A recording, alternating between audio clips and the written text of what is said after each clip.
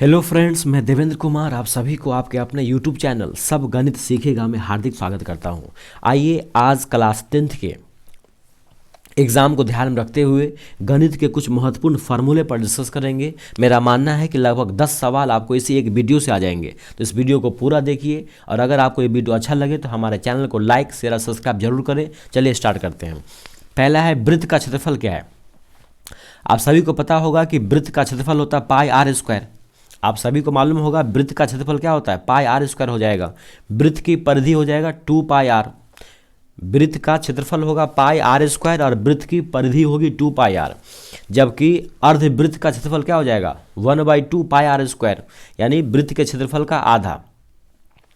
और अर्धवृत्त की जो परिधि होगी वो क्या होगी, तो अर्धवृत्त की परिधि होगी 2 पाई आर का आधा, यानी 1/2 2 पाई आर प्लस 2r। इसको जब आप जोड़ोगे तो आपको फाइनली याद रखना ये कि अर्धवृत्त की होती है परिधि ये r इंटू पाई प्लस 2। तो बस आपको ये रखना याद। पीछे यहाँ पे देखिए फिगर भी बना हुआ है कि ये रहा आपका ये यहाँ पे फिगर बना हुआ है। तो यहाँ तक आपको समझ में आ गया होगा कि वृत्त का क्षेत्रफल होता है पाई आर स्क्वायर, वृत्त की परिधि होती है 2 पाई आर, अर्धवृत्त का क्षेत्रफल होता है 1/2 पाई आर स्क्वायर और अर्धवृत्त की परिधि होती है finally r into pi plus 2। अगला है वलय का क्षेत्रफल। अगला दिया हुआ है वलय का क्षेत्रफल। दोस्तों वलय इसको बोलते हैं, ये रहा देखिए, ये रहा आपका एक सर्कल और एक और आपका ये सर्कल, तो उसके बीच में जो सेंटर होता है ये, तो यहाँ से एक रेडियस ये हुआ और यहाँ से एक रेडियस ये हुआ, तो इसको हम लोग बोलते हैं वलय। ये जो साइड से दिख रहा है ये जो छायांकित भाग है इसी को बोलते हैं वलय हम लोग। तो वलय का क्षेत्रफल होता है बड़े वृत्त का क्षेत्रफल घटे छोटे वृत्त का क्षेत्रफल। तो यहाँ पे आपको क्या करना है, आपको फाइनली याद रख लेना ये वाला कि वलय का क्षेत्रफल होता है ये pi into capital R plus small R into capital R घटे स्मॉल आर। ये आपसे पूछ सकता है कि वलय का क्षेत्रफल, तो आप तो या तो ये बोल सकते हैं कि pi into R square minus R square, या फिर pi into capital R plus small R और कैपिटल आर घटे स्मॉल आर, यानी यहाँ पे लगा दिया ए स्क्वायर घटे बी स्क्वायर का फॉर्मूला। कुछ फैक्ट है जो आपको याद रखने होंगे, जैसे एक वृत्त में अनंत त्रिज्याएं होती है, अनंत व्यास होती है और अनंत जीवा होती है। एक वृत्त में एक वृत्त के अंदर क्या होता है, अनंत त्रिज्या होता है, अनंत व्यास और अनंत जीवा होती है। वृत्त को 2 बराबर भागों में ये हम 7 पढ़ रहे हैं। वृत्त को 2 बराबर भागों में बांटने वाली रेखा जो है वो व्यास कहलाती है। वृत्त को 2 बराबर भागों में बांटने वाली रेखा को बोलते हैं व्यास। ये रहा आपका सर्कल और इसको बोलते हैं हम व्यास, इसको व्यास बोलते हैं। देखिए वृत्त को 2 बराबर भागों में बांट रहा है, तो वृत्त को 2 बराबर भागों में बांटने वाले को क्या बोलते हैं, व्यास बोलते हैं। वृत्त की सबसे बड़ी जीवा भी व्यास कहलाती है। वृत्त की सबसे बड़ी जीवा क्या कहलाती है, व्यास कहलाती है। देखिए ये रहा वृत्त, अब इसमें एक जीवा ये है, एक जीवा ये है, ऐसे कर करके एक ऐसा भी जीवा आएगा जो वृत्त को 2 बराबर भागों में बांट देगा, तो उसी 2 बराबर भागों में बांटने वाले जीवा को बोलते हैं व्यास, यानी वृत्त की सबसे बड़ी जीवा कहलाती है व्यास। अगला है देखिए त्रिज्यखंड का क्या होता है क्षेत्रफल, इसको आप याद कर लीजिए। त्रिज्यखंड का क्षेत्रफल होता है क्या, पाई आर स्क्वायर थीटा बटे 360 डिग्री। अगला है चाप की लंबाई, तो चाप की लंबाई होता है 2 पाई आर थीटा बटे 360 डिग्री, 2 पाई आर थीटा बटे 360 डिग्री होता है। आगे है वृत्तखंड का क्षेत्रफल, इससे पहले होगा त्रिज्यखंड का, तो बता दिए ये है वृत्तखंड का क्षेत्रफल। वृत्तखंड का क्षेत्रफल होता है R square into pi theta बटे 360 डिग्री घटे 1/2 साइन थीटा।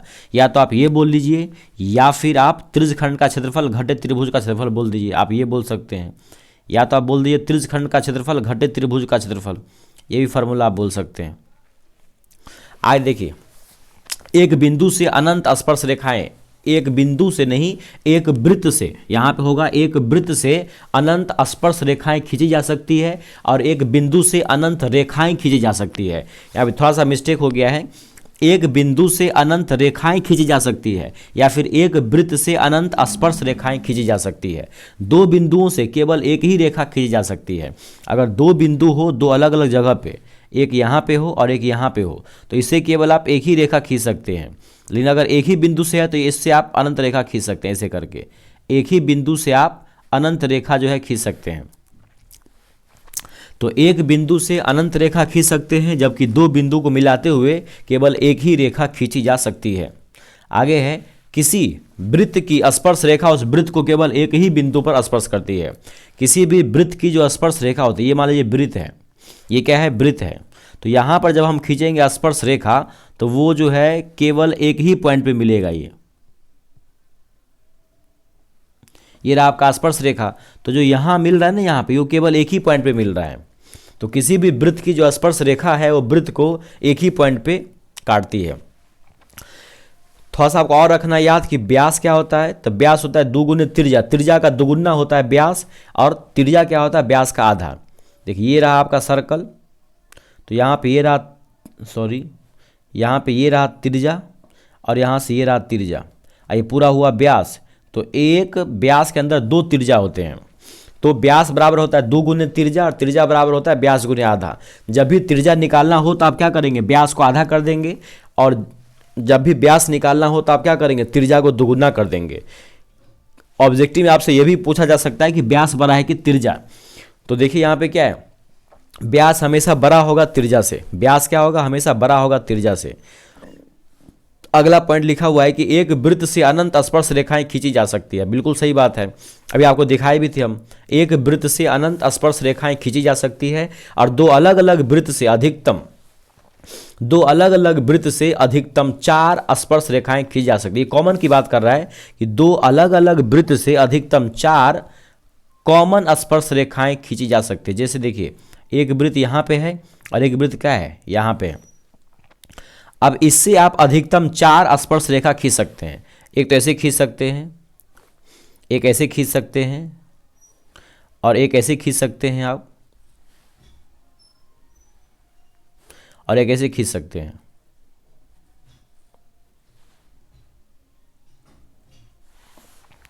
तो दो अलग अलग वृत्त से आप अधिकतम 4 कॉमन स्पर्श रेखाएं खींच सकते हैं। दो अलग अलग वृत्त से अधिकतम 4 कॉमन स्पर्श रेखाएं खींची जा सकती है। आगे लिखी हुआ है, दो वृत्त यदि बाह्य रूप से स्पर्श करे तो उससे केवल एक ही उभयनिष्ठ स्पर्श रेखा खींची जा सकती है। दो वृत्त अगर बाह्य रूप से स्पर्श करता है, ऐसे एक वृत्त ये है और एक वृत्त ये है, देखिए ये दो वृत्त है जो बाहर से स्पर्श कर रहे हैं।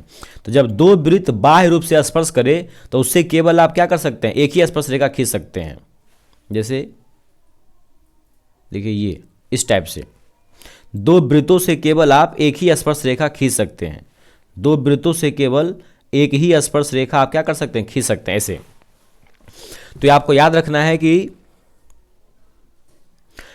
देखिए यहां पे ध्यान रखना है कि दो वृत्त अगर बाह्य रूप से स्पर्श कर रहा हो तो, सॉरी दोस्तों, यहां तो आप 3 खींच सकते हैं, ये थोड़ा सा टाइपिंग मिस्टेक हो गया है।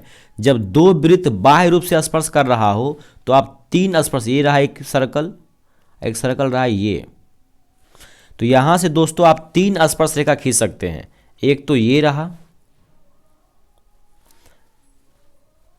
एक ये रहा, और एक ये है। दोस्तों वहां पे मिसप्रिंट हो गया है कि दो वृत्त अगर बाह्य रूप से स्पर्श कर रहे हो, दो वृत्त यदि बाह्य रूप से स्पर्श कर रहे हो तो उससे आप अधिकतम 3 स्पर्श रेखाएं खींच सकते हैं। लेकिन अगर दो वृत्त आंतरिक रूप से स्पर्श कर रहा हो,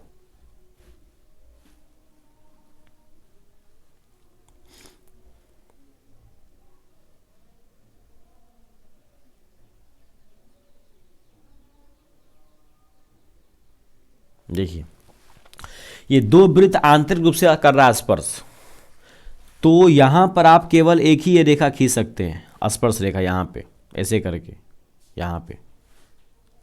तो सवाल थोड़ा मिसप्रिंट हो गया है। जब यहां पे लिखा हुआ है कि दो वृत्त यदि बाह्य रूप से स्पर्श करे तो उससे केवल एक ही नहीं, अधिकतम 3 जो है उभयनिष्ठ रेखा खींच सकते हैं। जो दोनों में कॉमन हो उसी को बोलते हैं उभयनिष्ठ।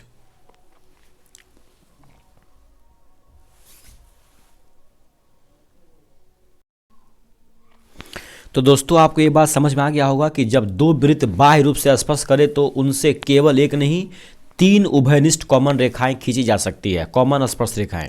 एक बार और अंतिम आपको हम बता देते हैं, एक रहा सर्कल ये, एक रहा सर्कल ये, इन दोनों से अधिकतम जो है 3 स्पर्श रेखाएं खींची जा सकती है। एक तो हो गया आपको ये ऐसा, चलो इसको फिर से बता देते हैं हम, एक रहा ये,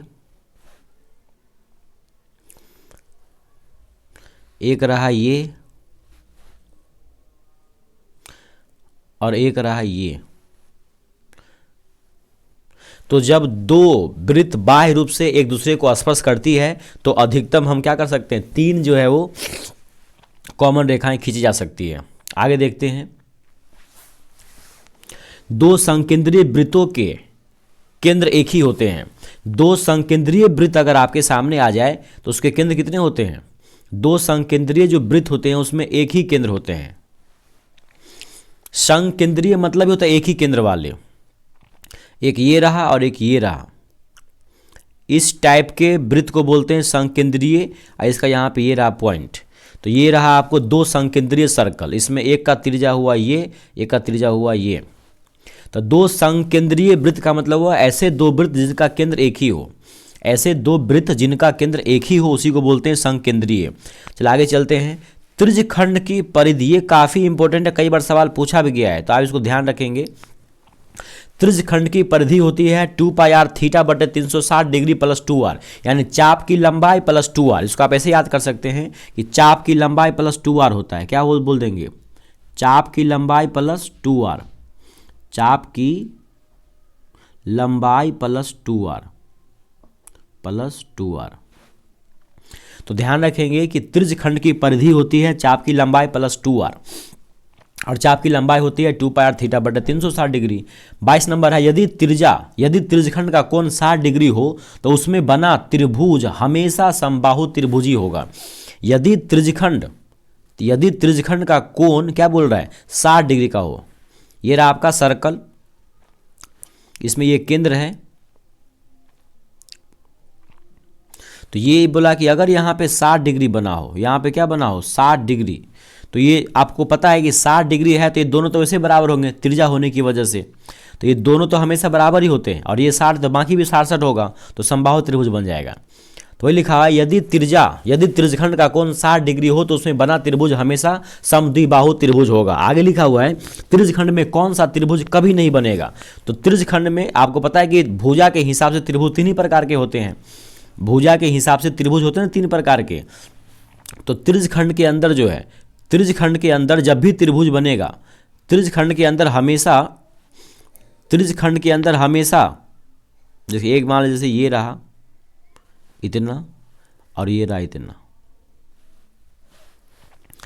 ये रहा आपका त्रिज्यखंड, ये क्या हो गया, ये रहा हो गया आपका त्रिज्यखंड। तो इसको मिला दीजिए एक बार थोड़ा, ये तो यहाँ पर जो आप देख रहे हैं कि अगर आप ये तो जानते ही हैं कि ये केंद्र बिंदु से परिधि को छूने वाली रेखा त्रिज्या हो जाएगी और केंद्र बिंदु से परिधि को छूने वाली रेखा त्रिज्या हो जाएगी, तो ये दो तो हमेशा समान होंगे, यानी एक ऐसा त्रिभुज बनेगा त्रिज्यखंड के अंदर। ये रहा पूरा आपका त्रिज्यखंड, ये पूरा इसको बोलते हैं त्रिज्यखंड, इस पूरे को। तो त्रिज्यखंड में जो भी त्रिभुज बनेगा वो कम से कम 2 भुजा तो बराबर होंगे ही होंगे, यानी समद्विबाहु बनेंगे। और अगर यहाँ पे 60 हो जाता है फिर तीनों भी बराबर हो सकता है। यानी कुल मिला के बात यह है कि त्रिज्यखंड के अंदर कभी भी विषमबाहु त्रिभुज नहीं बनेंगे। विषमबाहु मतलब जिसका तीनों भुजा अलग अलग हो। चलिए आगे चलते हैं, किसी वृत्त में कितने बिंदु होते हैं, तो किसी भी वृत्त में अनंत बिंदु होते हैं। वृत्त है क्या, तो वृत्त जो है वो एक अनंत बिंदुओं का बिंदु पथ है। वृत्त जो है वो क्या है, ये जो वृत्त है ये क्या है, ये अनंत, यहाँ पे कई सारे बिंदु है, बहुत सारे बिंदु मिलकर ये ऐसे लाइन बनाए हुए हैं, ये अनंत बिंदुओं का बिंदु समूह है ये। तो किसी वृत्त में कितने बिंदु हो सकते हैं, अनंत। सभी व्यास जीवा होती है लेकिन सभी जीवा व्यास नहीं होगी। किसी भी वृत्त के अंदर सभी जीवा व्यास होती है लेकिन सभी व्यास जीवा नहीं होगी। देखिए ये रहा आपको वृत्त, ये रहा आपका जीवा, ये सर्कल रहा,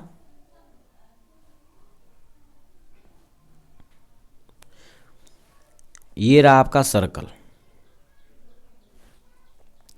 अब देखिए इसमें ये रहा आपका व्यास और ये जीवा है, ये भी जीवा है, ये भी जीवा है, ये भी जीवा है, ये भी जीवा है, तो सभी जीवा व्यास नहीं हो रहा है, सभी जीवा नहीं हो रहा है व्यास, ये भी जीवा हुआ, लेकिन जो व्यास है वो जीवा होते हैं।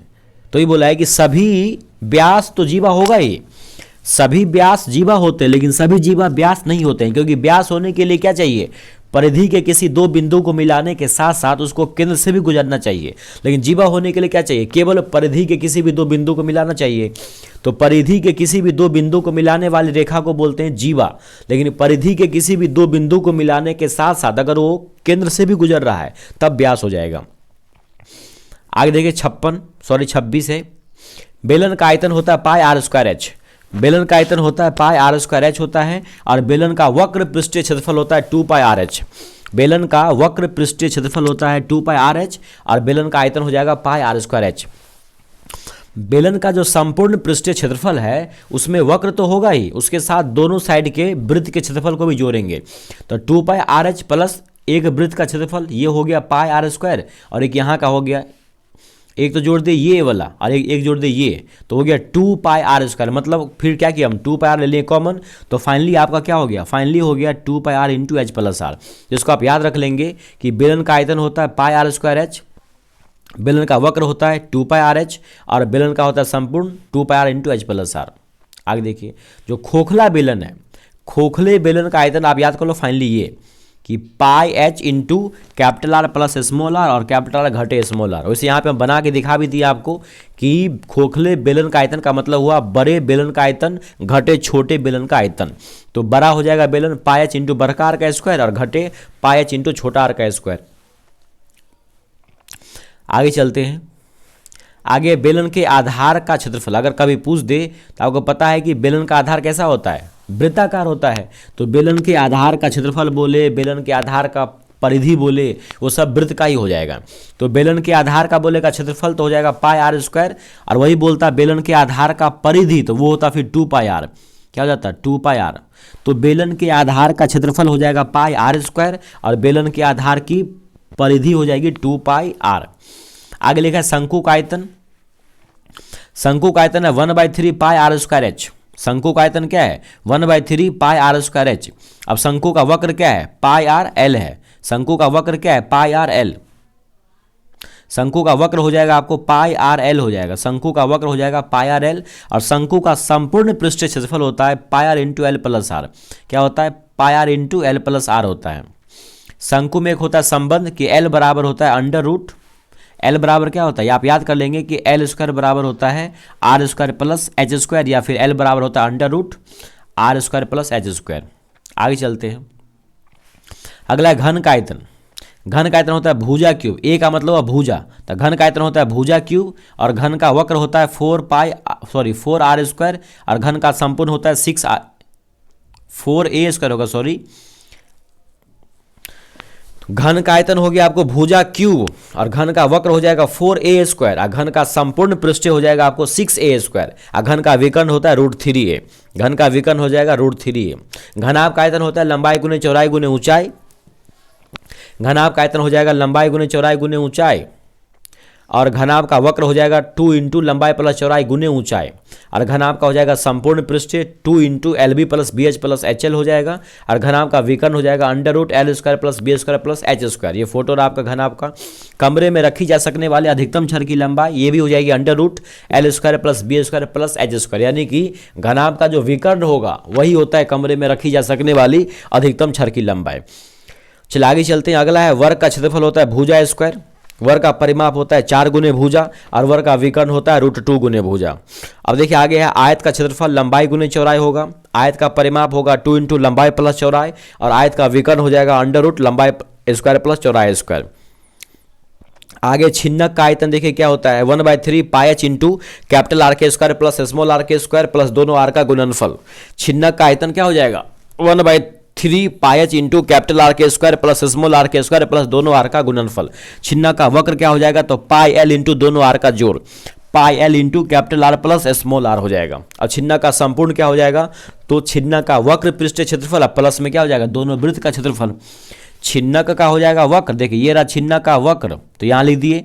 और उसमें क्या कि इस ये वाले को और ये वाले दोनों को जोड़ दिए, तो छिन्नक का संपूर्ण पृष्ठीय क्षेत्रफल हो जाएगा छिन्नक का वक्र पृष्ठीय क्षेत्रफल प्लस बड़े वृत्त का क्षेत्रफल और छोटे वृत्त का क्षेत्रफल। फाइनली आप याद कर सकते हैं, ये लास्ट में लिखा गया ये, उसको आप एक बार देख लीजिए कि pi into L into R plus R, और इन प्लस में हो जाएगा कैपिटल आर के स्क्वायर प्लस स्मॉल आर के स्क्वायर। छिन्नक में भी एक संबंध आपको याद रखना पड़ेगा कि L बराबर होता है under root H square plus दोनों आर के अंतर का स्क्वायर। L बराबर होता है under root H square plus दोनों आर के घटे का स्क्वायर। अब गोले का आयतन 4/3 पाई आर क्यों होता है? गोले का आयतन क्या होता है? 4/3 पाई आर क्यों? और गोले का संपूर्ण या वक्र, देखिए गोले में वक्र होता ही नहीं है, तो गोले का संपूर्ण हो जाएगा आपको 4 पाई आर स्क्वायर। अर्धगोले का आयतन होता है 2/3 पाई आर क्यू, यहाँ पे लिखा आप इसको पढ़ लीजिए। गोले का क्या कहते हैं? अर्धगोले का आयतन होता है 2/3 पाई आर क्यू, और अर्धगोले का वक्र होता है 2 पाई आर स्क्वायर होता है। अर्धगोले का वक्र क्या हो जाएगा? 2 पाई आर स्क्वायर, और अर्धगोले का जो संपूर्ण हो जाएगा वो वक्र के अंदर क्या करेंगे? एक वृत्त को जोड़ देंगे। तो अर्धगोले का वक्र रहा ये, और वहाँ पे जोड़ दिए एक वृत्त का क्षेत्रफल, यानी हो गया 3 पाई आर स्क्वायर। तो आप याद कर लेंगे ये 3 पाई आर स्क्वायर। तो अर्धगोले का संपूर्ण क्या हो जाएगा? 3 पाई आर स्क्वायर हो जाएगा। ये छोटे मोटे सवाल और भी है, जैसे √2 का मान कितना होता है? 1.412 होता है। √3 का मान कितना होता है? तो 1.732 होता है। पाई का मान 22/7 बोले या फिर 3.14 बोले। कभी कभी आप जब निकालेंगे ना वृत्त का, क्या कहते हैं, वृत्त खंड का क्षेत्रफल, तो वहाँ पे आपको आ जाएगा sin 120 डिग्री। तो sin 120 डिग्री का मान भी जो है वो √3/2 ही होता है। तो ये रहा आपका पूरा मेंसुरेशन का निचोड़। इसको आप 2-3 बार देख करके इसमें जितने भी फार्मूला है, वीडियो को थोड़ा स्लो करके इसको एक बार रिवाइज कर लीजिए। ये अंतिम टाइम में आपको बहुत ही हेल्प करेगा। तो फिर उम्मीद करते हैं और आज का एग्ज़ाम आपका काफ़ी अच्छा रहेगा। हम ईश्वर से कामना करते हैं कि आप लोगों का एग्ज़ाम काफ़ी अच्छा हो। मिलते हैं किसी नए वीडियो में, तब तक के लिए अपना ख्याल रखिए और अच्छे से दीजिए एग्ज़ाम बिना किसी डर के। धन्यवाद।